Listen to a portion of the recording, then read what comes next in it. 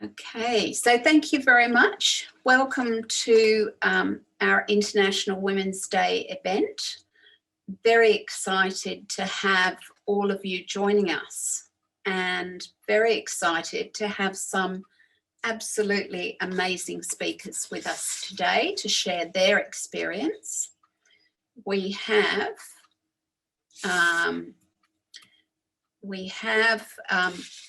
Bettina Baldeschi, Rosie Ween and Jenny Morey, and hoping that everyone can hear, and we will move on, if we can, to our slide. Lovely, thank you.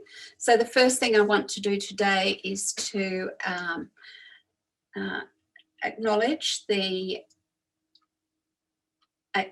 traditional custodians of the lands on which we work, pay our respects to the First Nations people of this country, and support the First Nation people's Uluru Statement from the Heart. Please feel free to share your own acknowledgement in the chat. And I want to also acknowledge and welcome custodians, First Nations people who join us today. Thank you very much. Delighted to be here sharing today with our partner, ACFID, and welcoming our co-host, Jess Smiths. So I'll hand over to Jess now. Thanks, Chris. Hi, everybody. It's amazing to have you all with us. We're really excited for today's event. Before we properly start, I'd like to just run us through some housekeeping so that we can all get the most out of this event. So I'll just touch on a couple of things. The first is around our audio and video settings. So like any Zoom meeting, please make sure that you're muted while you're not speaking. You can turn your video on if you like, so we can see all of your beautiful faces, but if you'd rather not, that's okay.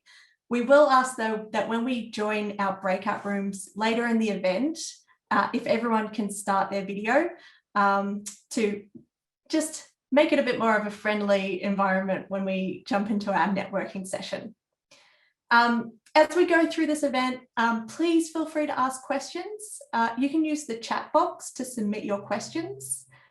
If your question is selected, we might ask you to unmute and start your video so that you can ask the question directly to the panel, or Chris, our wonderful chair, might ask the question for you. And then the final thing to note is that this event is being live captioned. We will share the URL to the live captioning in the chat. Might just need to note, though, that it's not compatible with Explorer or Microsoft Edge. But otherwise that captioning is available. One final thing that I'll call to your attention is that this panel discussion will be recorded. If you have any concerns at all about us recording this session, you can message me directly. And that's our housekeeping. So I'll hand back over to Chris to chair our amazing panel. Fabulous. Thank you very much, Jess. Much appreciated. So today we hope that you've got your cups of tea and sandwiches and you enjoy that as we talk. Definitely, as Jess said, we really want those questions in the chat box because those are what I'm going to be relying on to talk. And it's great to see you all suddenly appear. Thank you for coming. So each speaker this morning is going to have 10 to 12 minutes to talk to us, celebrate the wonderful efforts of women and girls around the world in shaping a more equal future, and talk about their career experiences, the challenges they've faced and the support that's made a difference in their journey to leadership, to inspire us all and to guide us. And the one thing I've learned in this whole area is that every single person can learn and every single person can teach. So at the end of the speakers, I'll ask just one question, and then after all speakers have finished, we'll ask some more questions. And as Jess said, we'll then go into the breakout rooms. So we have Bettina Baldeschi, who is Chief Executive of the International Women's Development Agency. We have Jenny Morey, an accountant, working as the Director of Operations for WaterAid PNG. And we have Rosie Ween, who's the Chief Executive of WaterAid here in Australia. So fantastic people to hear from. And we're going to start off by inviting Bettina, who joined IWDA in 2012 as Director of Communications and Fundraising. She's been leading a transformation of the organisation, and she's served as the Director of IWDA's Individual Deprivation Measure program, which was a world-first gender-sensitive and multi-dimensional measure of poverty. Prior to IWDA, Bettina had executive roles with Oxfam Great Britain and with UNHCR in Canberra. And she's got great qualifications, Master of Studies, Gender and Development, and a Bachelor of Arts in Communications. So over to you, Bettina. Thank you.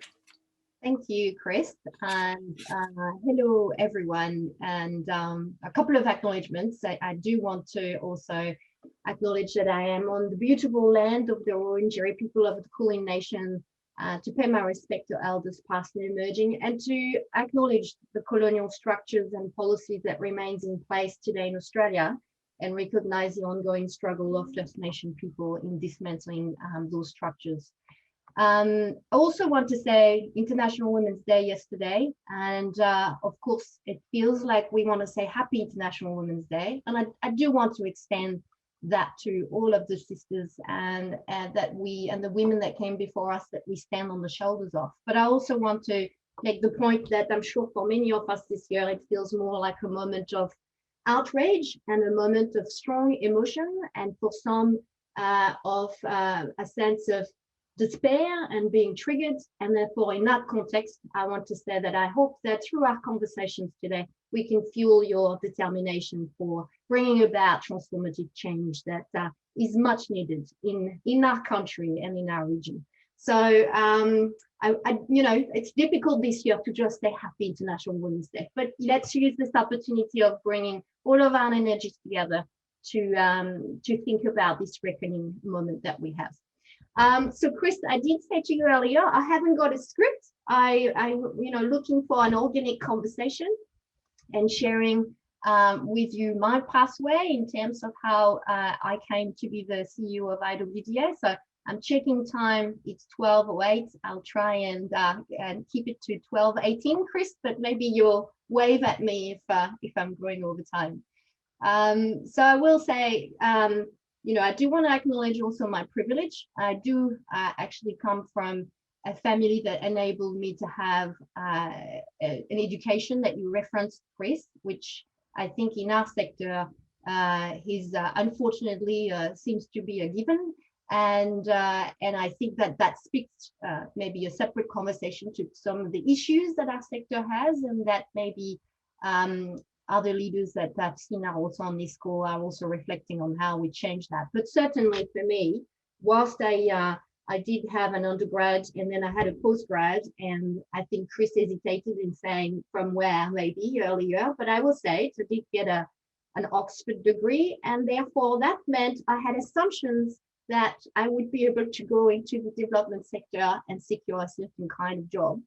And actually, when I went and knocked at the door of Oxfam GB, I realized that there was a very, very long queue, and I had to take a ticket and wait in line and actually find myself doing, again, unpaid work or volunteer work or intern work.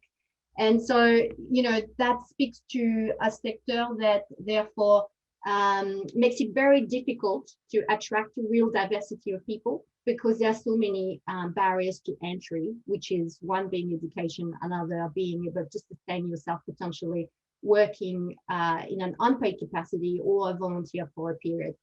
Anyway, I did end up securing a paid job, answering the phone at Oxfam at the reception. I know there might be other stories from Rosie echoing this, but it's very formative. And I think that if you can put your humility hat on, then these are often the entry jobs where you learn a lot about the culture of the organization, the possibilities and its challenges. Yeah, so that's where I started. Good morning, Oxfam, business speaking. How can I help you?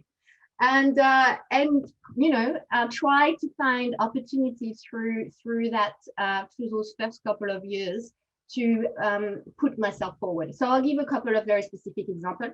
I was very interested in going into the gender and development space of Oxfam, and Oxfam GB publishes gender and development journals that Carolyn Sweetman is a fantastic editor of.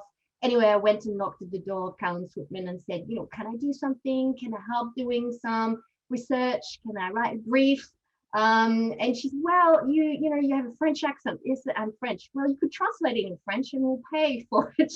And so before I knew it, I had a second job translating the gender and development edition in French, which was actually quite challenging because I'd learned my gender and development in English, and the technical language I didn't quite have in French. So that was a good way of also, you know, integrating the concept and the issues and keeping abreast of what I was interested in, and getting some visibility and getting known and getting some people to, I guess, notice me for something else than where I was starting.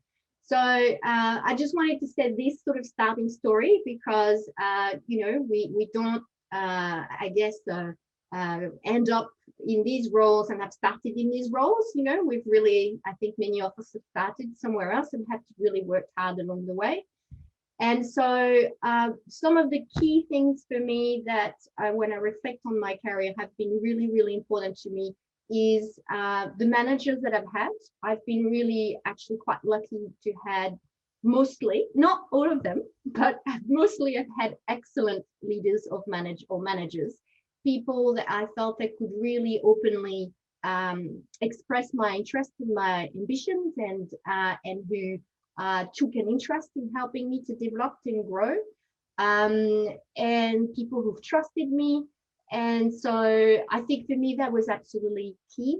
But I think something that was key also is I've always looked at the next role and thought, what do I need to do this next role? And the reason I want to share this is because the gender lens on this is that too many women look at the role or the position description and go, I only meet 5 or 6 of the criteria of that role, therefore I'm not going to go for it. And you know, there's good evidence to say men don't do that. And that's something that I have always tried to practice, is to go for roles where I knew it would be a real stretch and prepare myself mentally that I wouldn't get the job. So in fact, I was self-protecting myself by going, I'm just going to throw my hat in the ring. In doing that, I'm going to practice an interview. I'm going to practice thinking, getting that kind of role, practice the conversation I might have with a few other people about what it would take to do this role. And then you kind of start to visualize and project yourself. But at the same time, I would think, okay, I'm probably not going to get that job, which is fine. I'm just, you know, putting myself up there. And obviously there's been occasions where I didn't, but there's been occasions where I did. I got the job. And I would say my first big leadership role at Oxfam, when I was the head of internal communication for the whole of Oxfam, reporting to the CEO at Oxfam, 5,000 staff at the time, was absolutely one of those roles. I didn't think I would get it and just threw my hat into the ring and secured the role. And I will admit, same for this role. When I went for the CEO role at IWDA, I thought, I'm not ready. This is maybe the role that I could try to secure in 2 or 3 or 4 years' time. But I want to signal to people that that's where my ambitions are and where I would like to go. And I will get to practice for it. I will get to get myself into that headspace. So, and when I got the role, I was really surprised and thought, I'm not ready for this job. And I don't know what Rosie will say, but I wasn't. And I think if you haven't been a CEO before, you're not ready for the job. What it is you have people who trust that you will identify what you need to learn quickly and get yourself the right sort of support around you to then be able to perform or succeed. So I think, yes, very much this gender lens of recognizing you cannot be the next job you want to be until you're in that job. So you really have to put yourself out there. Now, talking about, I'm looking at time, talking a little bit about challenges. I guess certainly I feel, particularly as well, again, in this moment of International Women's Day, I feel that we continue to have significant structural inequalities, whether it's a lack of flexibility for women in organizations, whether it's lack of flexibility in terms of working hours or having, taking maternity leave, etc. So I experienced that when I had my girl 12 years ago. I did want to go back to a leadership role, but that had to be a certain amount of days. And I think that it's really incumbent on us to really look at those models of whether it's co-leadership or etc. Because we know we can, as we experienced with COVID, when we said we can't do this, we can't do that. Well, actually, guess what? We can do strategic plans over Zoom. We can resolve crisis over Zoom. And yes, we can have co-leadership models. And yes, we can have women who have families and have caring and unpaid care responsibilities at the same time as having leadership roles. So I think very difficult to challenge that as an individual, can only challenge that through the collective of organizing with others within your organization, or actually being able to join other voices that are working on those issues. But I would say, yes, I think that having still in our sector that describes itself as progressive, sometimes lack of progressive policies and systems and processes that are really enabling is a really significant challenge. And as a single mother now, I continue to experience it. And so it feels even more incumbent now in my role to think about what that means for me in my organization. So I'm checking in, Chris, because it's 12:18. So you're on mute. Sorry, it didn't click. Perfect timing. Thank you. I think there's a lovely comment there that it's like body surfing. You have to leap before you're really ready, and you have to have people around you who think you can do it, even if you're not sure. And I saw a note there from Jo Hayter, who said that she thought you were always ready. You were a perfect rock star for this role. So have there been particular people who have helped you on the way through? Well, Jo is one of them. She's just made the comments. I think she believed in me. Yes, definitely. I think that during my career at Oxfam, I can think I was there for nearly 9 years. So I feel like that was my schooling days of my career, and I definitely had two women in particular who I guess gave me a certain fair amount of tough love, I guess. What I mean by that is they gave me opportunities, but they also gave me high expectations. And I think that was really, really important. But I will say, for me, I have always thought informal mentoring. I haven't actually done much formal mentoring. And when I've engaged in formal mentoring, I have found it to be a bit too in some ways structured and too contriving, but I have done a lot of informal mentoring. So whether it was during my days at Oxfam or my days at IWD, even now I have a special relationship with Shrulata Batliwala. It's not a formal mentoring, but it is someone that I will soundboard regularly. And I've done that throughout actually my professional life. So the people who were on the borderlines of colleagues and friends, and I wouldn't have got to where I am without that kind of support. So actively nurturing and engaging in informal mentoring has been critical. Fantastic, thank you. So we're going to hop over to PNG now and talk to Jenny. Jenny's, as I mentioned before, an accountant, working mainly in the private and the development sectors. She started as a senior accountant with WaterAid in 2017 and became operations manager in 2018 and director of operations in 2020. And I call that a pretty stellar increase in through the ranks. Jenny's got 4 children, 3 sons and a daughter. Lives in Port Moresby for the last 18 years, but loves to travel back to her village. And I'm sure we'd all love to go back and share that with her family as well. So Jenny, thank you for coming. And also I just want to acknowledge all of the people who joined us from the Pacific. It's great to have you with us today as well. So Jenny, over to you. Thank you, Chris. Happy International Women's Day to all the sisters out there. So something about me. So I have finance background. I started almost 20 years experience now with private sectors mostly and development sectors. So I started off working as an accounts clerk, filing documents and answering phone calls for finance department. And from there, I started to work around moving from one private sector to another. I started with the hotel industry and then moved on to mining and oil sector.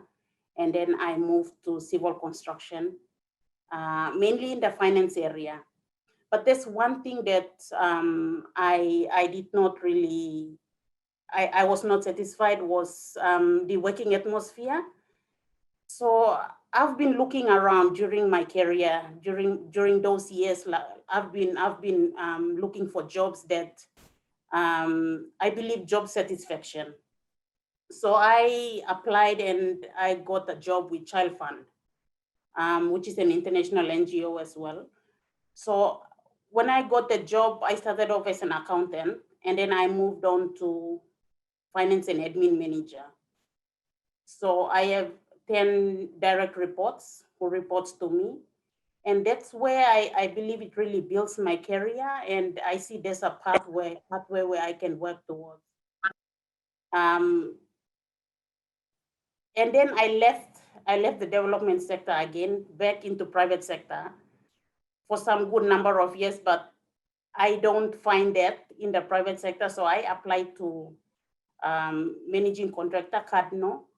I worked with them for a year and 6 months. And then I applied to WaterAid.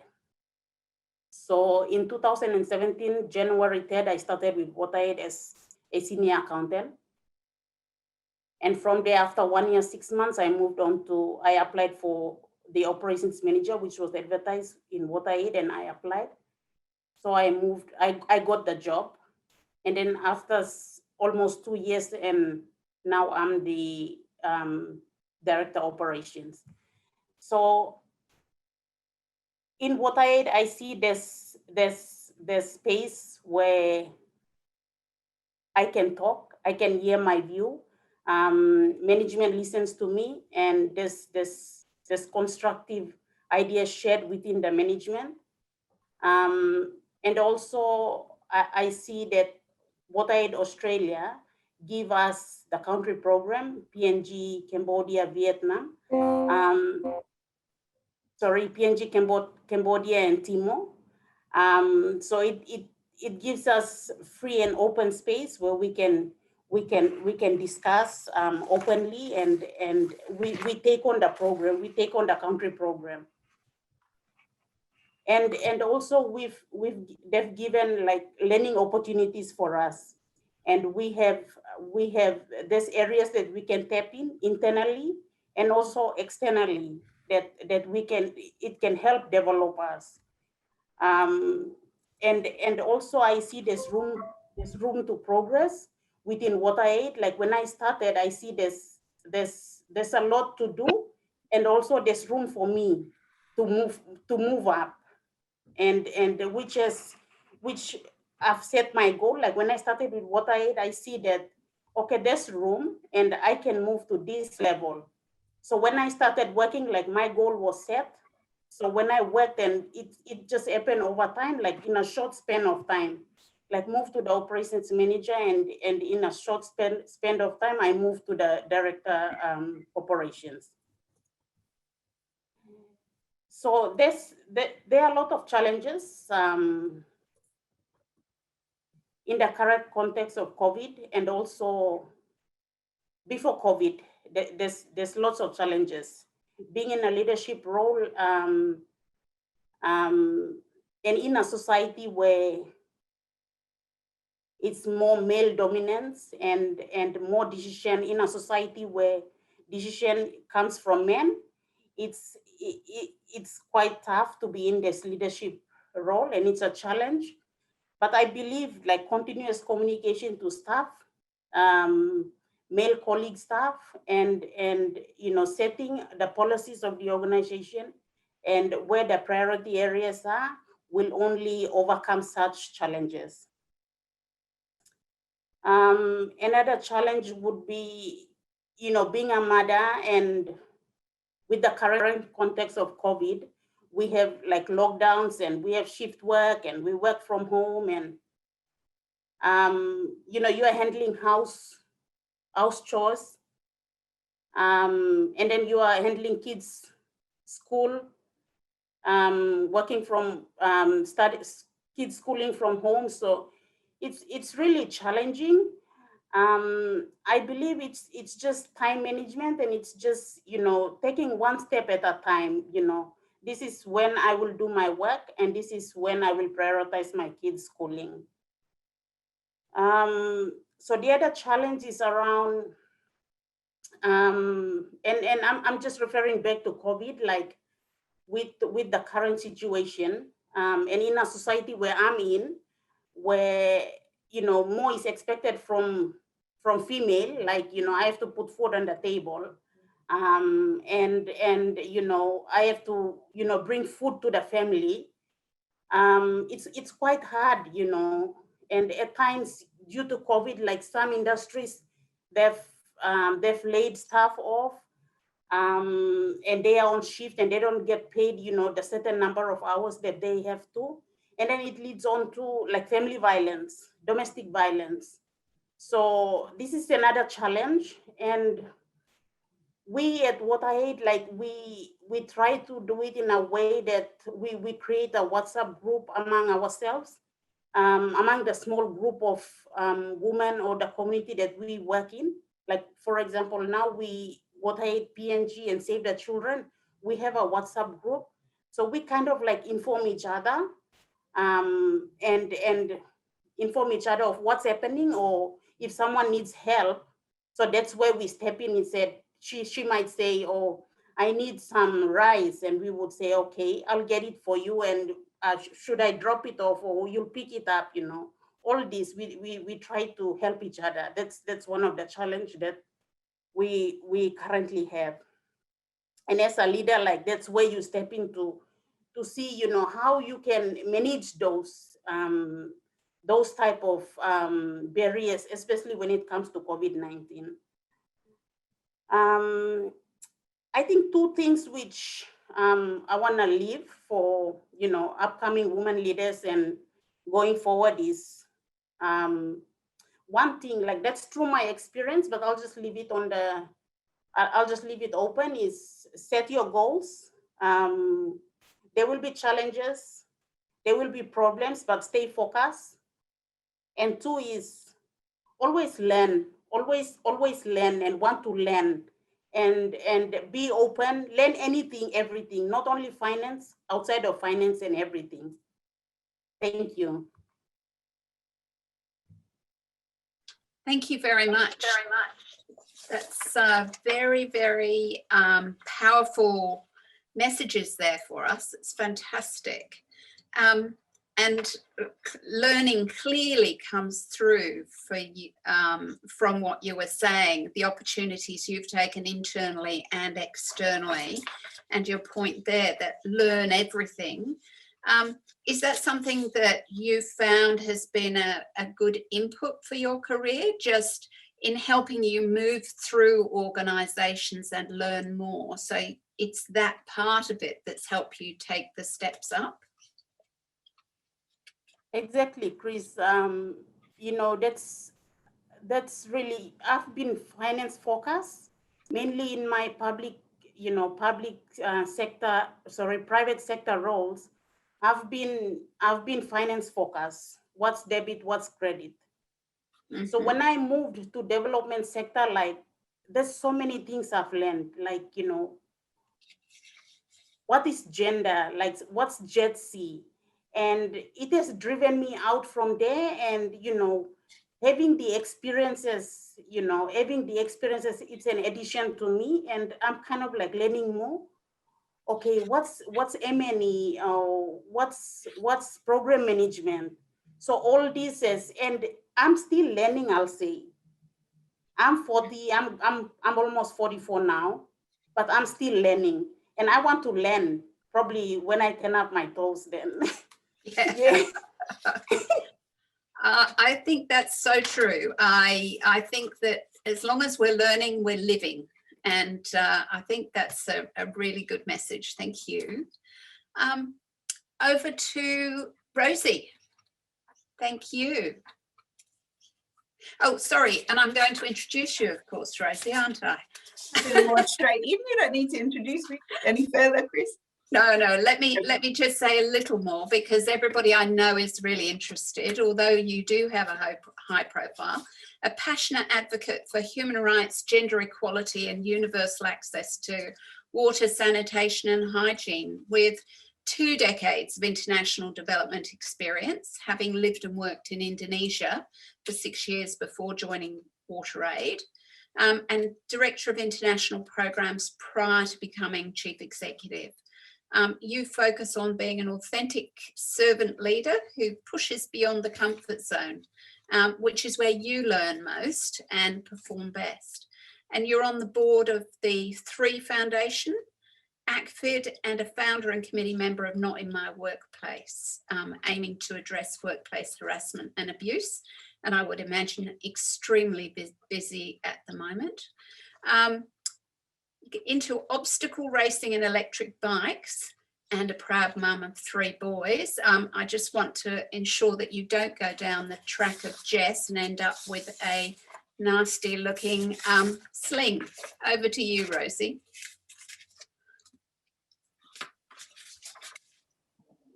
Thank you very much, Chris. I can't promise I won't injure myself, because I do love a challenge. I too would like to acknowledge the traditional custodians of the land that I'm on, which is the Wurundjeri people of the Kulin Nations. And just in case you're looking at me on the screen and admiring my fabulous earrings today, these come from the Kuri sisters, and they actually have a sale on at the moment. And it's one of the things that I've certainly been trying to do on my journey of deconstructing and taking off my lens of colonisation, is thinking about how I spend my money and really trying to spend it in organisations and businesses run by Aboriginal women and Aboriginal people more broadly. So great earrings, Kuri sisters. It's extraordinary standing here in my study in Melbourne on just joining the journey that Bettina just shared and Jenny has just shared from Papua New Guinea. And it is one of the great privileges of COVID that has connected us all in different ways. So thank you, Chris and ACFID, for creating this space for us. There was a little conversation that we had before you all joined that actually got me to pull out. I've really loved drawing and writing a lot. That really drew me to something I wrote to myself the other day. And it came from a conversation that my husband Alberto was having with his best friend in Venezuela. Her name is Adriana. She and I are similar age. I'm 48. And she was talking to Alberto, and he was, you know, I could only hear his side of the conversation, and he was going, yep, yeah, she's the CEO now. Yep, yeah, and she's, yeah, doing adventure races, and yep, she's on the board of this organization and that. And he got off the phone from Adriana, and he came over and he said, oh, she wanted me to tell you something. She wanted me to say, you're a superwoman. You're amazing. And it really made my heart sink, because Adriana is a mother also like me. She's trained in special education, teaching children with disabilities in Caracas. She's no longer able to work because of the political and security situation there and the economic situation. I have chosen at times to take a vegan diet to improve my health. She has no choice because her wage doesn't even buy them a dozen eggs, her monthly wage. And so for me, for a woman like that, doing all that she's doing in that context, to think that I, with all of my privilege, am a superhero, just makes me want to cry. So I wrote to myself, when I put too much pressure on myself or expect too much of others, this is the sign that I have up. Superheroes not welcome. And especially in this forum, no superwomen allowed, because none of us are. I know Bettina and Jenny have done amazing things, but they're just human like all of us, just like I am. So I guess as I've been listening to the great lessons from Bettina and Jenny, just 3 things that really keep sticking in my mind as some of the things I've learned is, how can I go from trying to feel more confident to actually trying to feel more courageous? How can I think about, when I'm in a challenging situation, not feel like I have to do it alone, but find others who can support me, and also don't let others do it alone. Make sure I'm supporting other people. And then thirdly, and especially listening to Bettina and Jenny and now me, we all have a different journey that we're going to go on. So respect and value everybody's journey, and respect and value, as Bettina did so well, the privilege that you've got, and recognize that not everyone's going to do it your way. And that certainly was a big lesson for me when I came into the role as CEO. So I came into the role of CEO at WaterAid 4 years ago. I actually was WaterAid's first employee. I joined in 2004 as the admin assistant. Prior to that, I'd spent 6 years living and working in Indonesia, as Chris mentioned, and that was a really formative time of my life and where I discovered development. Before I was lucky enough to get a volunteer role in Indonesia with the Australian Volunteers International, I had no idea that development was a thing or a possible career path. So I joined WaterAid at probably one of my most challenging times in my life. I had a brand new baby boy, Omar, who's now like this big, and I was the main breadwinner. Alberto hadn't got work or a residency in Australia at that time, and I'd just been fired from my role in Indonesia. So I was back in Australia feeling slightly wounded in terms of my confidence and trying to work out my path. I knew I wanted to stay working in development. I knew I didn't want to be traveling while I had a small child. And I also wanted to be in an organization that would keep me feeling like I was learning and growing. WaterAid was just starting out at that time, and I was lucky enough to be able to convince them that although I was slightly overqualified as an admin assistant, that I would do it and I would do it well and stay. And stay I have. So 17 years at WaterAid. It's been a very squiggly journey for me, like Bettina, plenty of phone answering. I processed WaterAid's first ever donation in Australia. But I always wanted to get back to the international development side of our work, which I did after about 4 or 5 years of doing a number of other roles. And I think for me, I had a really important pivotal moment in my career, and I feel like reflecting on this because it's just been International Women's Day, and because of the context that we're in globally in terms of gender equality, and particularly within Australia at the moment. I am going to touch on some reflections on sexual harassment and sexual assault, but I'm not going to go into any detail about that. And my thoughts are with all survivors of sexual assault and sexual harassment, always, but particularly at the moment while it's so much in the media that it feels like we can't escape it. So I had this really important moment for me, literally a crossroads of my career. I was walking with the CEO at the time, and I'd worked up the courage to say to him, I'm going to leave WaterAid in 6 months because I've decided I want to become a gender and social inclusion specialist. I don't want to go down the path of management. It feels like it's too far away from what to me felt like the work. So he looked at me and he said, okay, Rosie, that's really interesting. Red flag right there. And he came back to me the next day and he said, actually, I've decided that we'd really like to offer you an opportunity to go into senior management. And he convinced me and put the case to me that going into management was an opportunity to continue to shape WaterAid and the direction that we were going in line with my commitment to gender equality and social inclusion.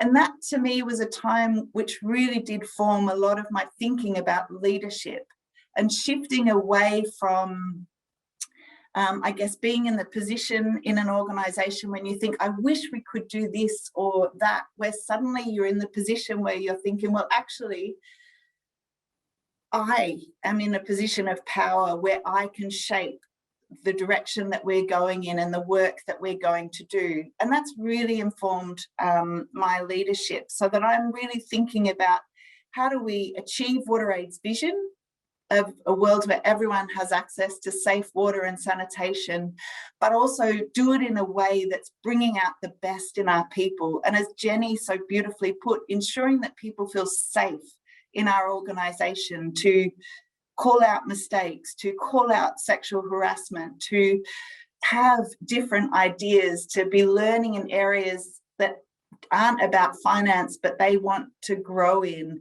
And so that's how I've really now shaped what I hope is my leadership journey and my contribution to WaterAid's growth and achieving our vision.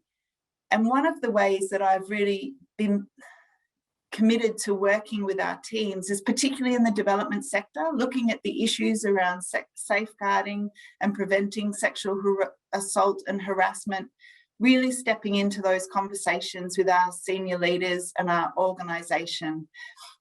So ensuring that in 2000 and, sorry if I get the years muddled, 16, 17, when there was so much, so many issues raised around safeguarding in the sector, the WaterAid leadership team stepped into that and got an external organisation, the Humanitarian Advisory Group, to review our practices and policies to call out the areas where we needed to do better.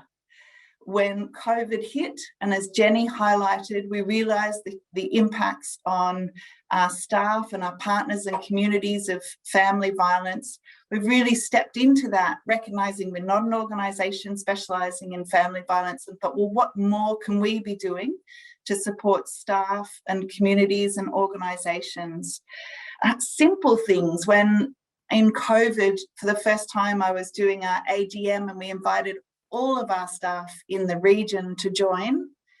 I ensured that the photos and the people that I acknowledged that contributed across WaterAid were representative of the extraordinary diversity of WaterAid and our partners, our transgender staff, our staff with disabilities, our cleaners, the people that as a leader, I had an opportunity to acknowledge and celebrate their contributions, which too often go underrepresented in general. But it's that role for me of getting comfortable in my leadership and stepping into my own journey and what I want to be achieving, and recognizing that I'm not doing it alone. I've got my support network. So how am I creating a support network for others?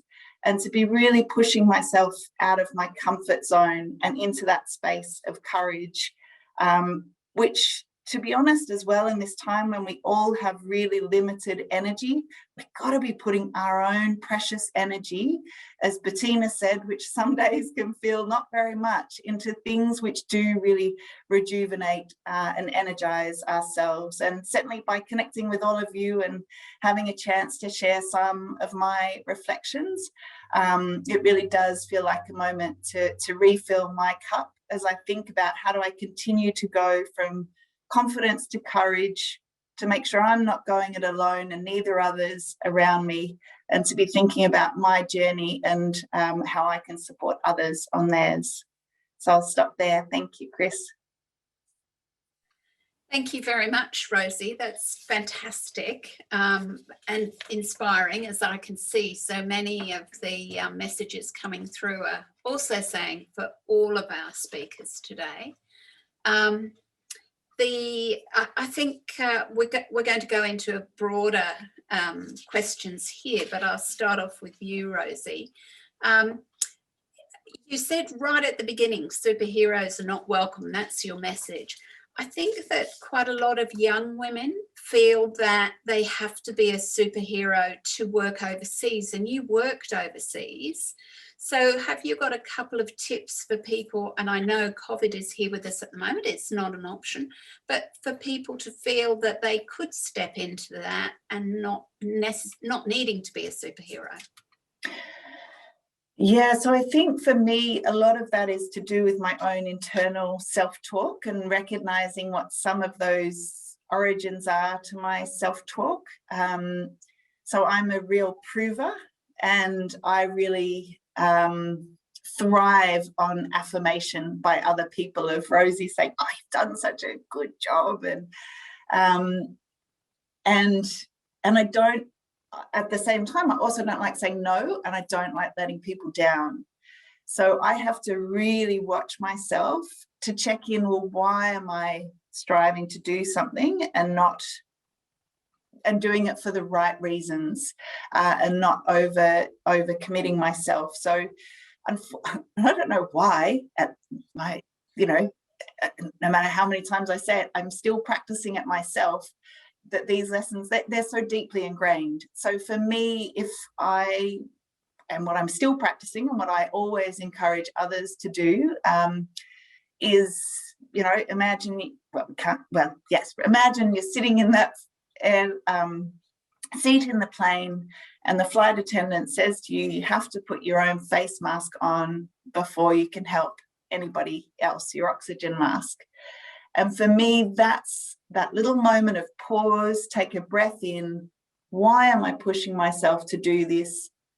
And just rechecking my next inclination for action, because sometimes the best thing is to step out of the way and to not try and be doing something to prove anything to anybody else, but actually what is the right thing for me at that time. And particularly at the moment, Chris and Jenny said it really powerfully before, with all of the things that we have in our lives, particularly as women, the additional roles of home and society, church, work. We've got to be taking care of ourselves before we help others. And as I said, I keep trying to relearn this, because I had my meltdown like everybody else in COVID, where I realized I hadn't picked up on the early signs of being too stressed and just had a day of weeping. So I think, that would be my somewhat garbled advice, Chris. Great, thank you very much. That's great. So I've got a couple of questions here. I'm going to first go to Amanda Watson's question to Jenny. In PNG and other similar countries, there's a struggle to retain staff because the private sector pays more. Have you got any thoughts about that, and how not-for-profits can attract some of people like you with excellent skills and qualities to work within the not-for-profit sector? Yes, so Chris, definitely private sector in my country and in other Pacific countries, oil and gas pays more. So for sure, if and it comes back to, you know, how individuals takes it to. Are they after salary, or it's the job satisfaction, and it's the other things that an organization like an international organization or a not-for-profit organization provides. Like what other things should an individual look for? Like they are trainings that you might not get from a private sector. Like, for example, when I joined WaterAid, I was given the exposure. Like I went to Bangkok for managing at WaterAid. So that's a training which also molded and shaped me. And like I attended another training, Accelerate 2030. So it's a leadership training which also it molds me. So I believe the development sector or provides some other things where you will not get it from the mining sector. And also apart from that, like we are talking around like gender, like family violence in my society, in my area, like the family violence is high. Working with the development sector, like we have connections, we have referrals, and also we have some policies around there. Like we don't act on it. That's the work of the family violence unit. But we have referrals, we have policies that can direct staff to. So I believe these are other areas that that, you know, leaders, like upcoming leaders or individuals can see apart from salary alone, where other sectors like the development sector can provide. That sounds great. Thank you very much.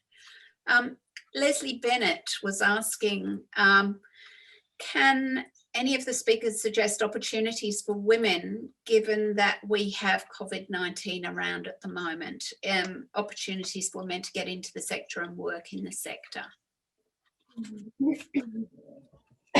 Chris, I'm happy to say just a few words around this. I think for me, COVID created a situation where I guess the cracks of our organizing frameworks, whether it's economic, political, social, are more evident than ever. And so I think there's been a lot or increased attention to the issues of unpaid care and the gendered domestic responsibilities. So I think, you know, connecting to those voices, connecting to the voices that are speaking up about these issues, and trying to build the capacity of people to really engage on conversations around the gendered nature of our current systems, I think is a really important opportunity in this COVID environment. You know, I really want to stress that we have very importantly been talking a lot about the gender-based violence in COVID. We need to also talk a lot about unpaid care work and the gendered domestic responsibilities. Thank you. Rosie or Jenny, would you like to add? No? Okay. Another I have from Suzanne Lagina. Suzanne said, reflecting on doing and learning, and from that you're free to grow and change and be wrong. Can you give us a instance of when you've been wrong and you've learnt from that? Jenny, would you like me to go and then over to you? Rosie, yeah. Oh, Suzanne, how many times could I? Yes. I think, and I think sometimes, particularly on reflecting on when you've learned something that's gone wrong, and how you've learned from that, sometimes I find it unhelpful when I reach for the big examples of, you know, disastrously wrong. But what I look for now, because I think it helps me in trying to make changes to myself smaller and more doable, is I look for the micro changes, the micro moments when I've realized I've got that self-talk or I've done something that's a mistake. So for I don't know if this is a particularly helpful example, but anyway, this is what's coming to my mind. We organised 2 weeks ago the first ever virtual board trip to Timor-Leste. We invited 40 board members from around the WaterAid world, did lots of different planning, got everybody together. It felt quite, it was a big thing, let's just say. And I'm the CEO and the board are my boss. And one of the things that somebody pointed out at the end of the first day was that I was not seeing on the Zoom call some of the people, the board members that wanted to speak. And straight away, I had a little mini Rosie meltdown of like, oh my God, I'm going to get fired. I'm ignoring board members. But then I managed to catch myself and say to the person, do you have any advice of how I could not do that again? And of course, she had a brilliant tip on Zoom on how I could see more people on the screen. And so that was a really simple lesson for me. But the power now that I have in being the CEO is I'm organising these drop-in sessions with all of our teams from country program staff. So I'm using that example as a tool so that I'm sharing, I've made a mistake. It didn't go disastrously long. I've learned from it and now I'm sharing it to encourage us to be a team of people that makes mistakes, learns from it and shares it. And in that way, I hope I can get some of those much bigger shifts in myself and in the WaterAid team to embrace mistakes and learning. Mm-hmm. Thank you for that. That's great.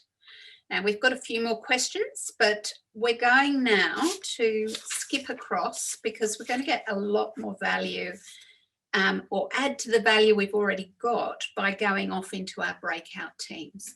Now, I know that Jess, you are going to help us with this, as is Shweta. You will find that you are all magically transferred into a room. And the key when you hit that room is that you're going to have a room leader. We hope all of the rooms will have a leader. We're going to ask everyone to introduce themselves and then share your tip or idea or advice on achieving an equal future in a COVID-19 world and discuss those. And we encourage you to connect as well. But over to Jess, who'll give us some more information, and we will see you back here. Again, you will suddenly magically reappear here at around 1:20. Thanks, Chris. That's right. We'll be heading into small groups to carry on the conversation and continue reflecting on some of these powerful insights that we've had from our amazing speakers. So once we launch the breakout rooms, you'll see a button that you just need to hit that will take you into your breakout room. You'll meet your room leader and they will guide the conversation for the next 20 minutes or so. So looking forward to seeing you all in the breakout rooms. Welcome back, everyone. It's lovely to see you. It's really lovely to see all these faces. It's wonderful. And I can see faces of people that I have known since about 1993, when I first got into this sector. And I can see people that I know who've only just come into the sector. So it's absolutely fantastic to see everyone here.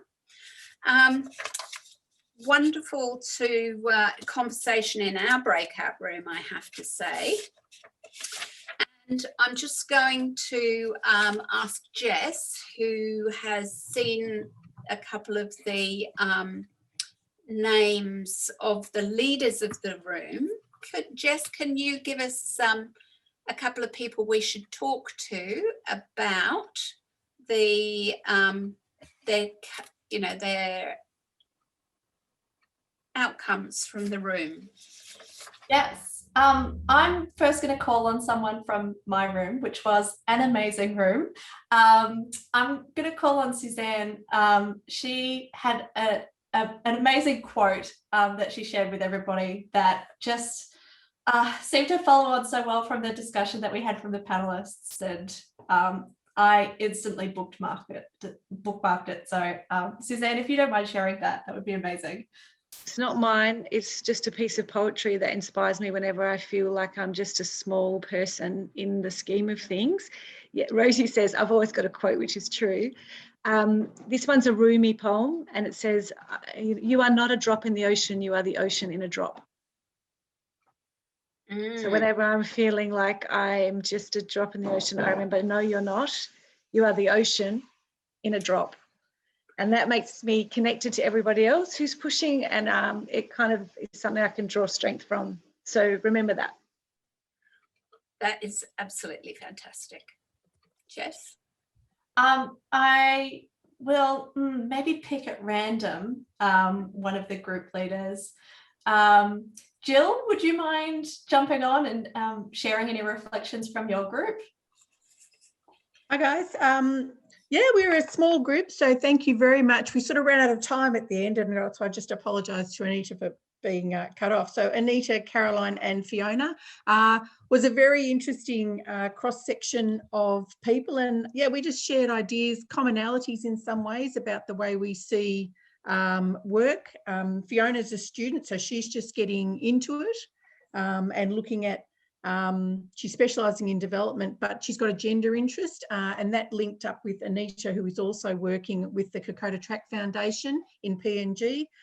So we were talking about gender issues there, and like I say, sort of in terms of introductions and that, we were just sort of all chatting about what we were all doing. So that linked up with gender being a big issue, and talking about our roles in terms of the jobs we do, whether we stick around for a long time with a job or whether we go to bounce to small jobs. And Caroline was interestingly saying that she now has a job with Defence in Canberra, but she specifically said to them, I'm not giving up my small organisation job that I do in development, so you'll have to have me part-time or you don't get me at all, sort of thing. So it was interesting she used that confidence in that flexibility.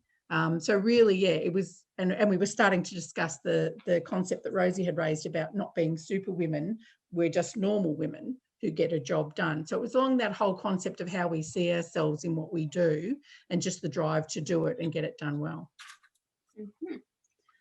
Fantastic. Brilliant. Picking another person at random, Jocelyn, would you mind sharing what your group discussed?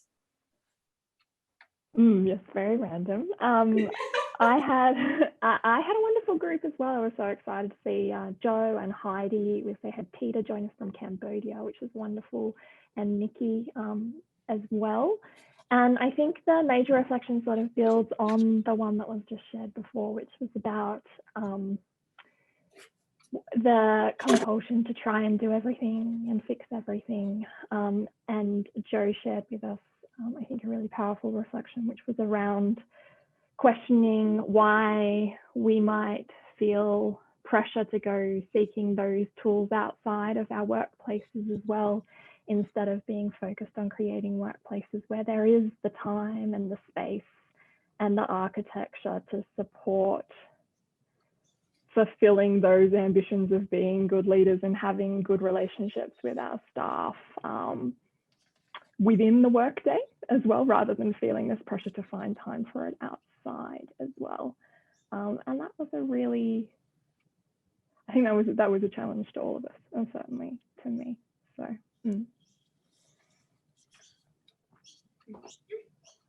Brilliant, thanks. I think maybe I might open it up across the floor. We do have a large room, but I think it's manageable. If anyone would like to share any reflections, either in the chat or just by unmuting and yeah, sharing with the larger group before we wrap up the event for today.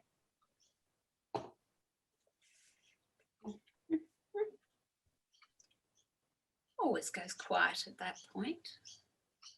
I can jump in. Oh, you go, Danny. I just wanted to say it is so wonderful to be in the presence of so many people that not only are experts and incredible people in their field, but just are decent humans with empathy and kindness and vulnerability. So I'm in my final year at UNSW as an undergraduate student, and I'm definitely at a crossroads where I'm trying to plan and think of my future. So, you know, it's very disheartening, especially at the moment. And it's really lovely to feel empowered and feel strengthened by the presence of so many incredible women. So I just wanted to say that. Thanks, Danny. I definitely echo that too. Okay, I will say something really, really quickly. We were randomly put into a breakout room, and me, the CEO of IWDA in this moment, found myself in a breakout room with Wendy Rose, the founder of IWDA.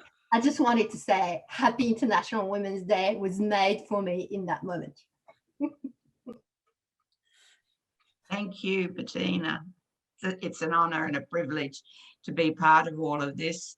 And I think it's terribly inspiring and supportive of everyone. Great. That's amazing. Guys, we're going to start wrapping up so that we can let you get away on time. Thank you so much to everybody for joining for this lunchtime event. It's been amazing having you all join. I would really love if everybody could just briefly turn on their cameras and do a round of applause for our amazing speakers. It was so fantastic to have Bettina and Rosie and Jenny share their amazing, powerful insights. It's been brilliant. Thank you also to Chris for chairing our panel as well. That has been fantastic.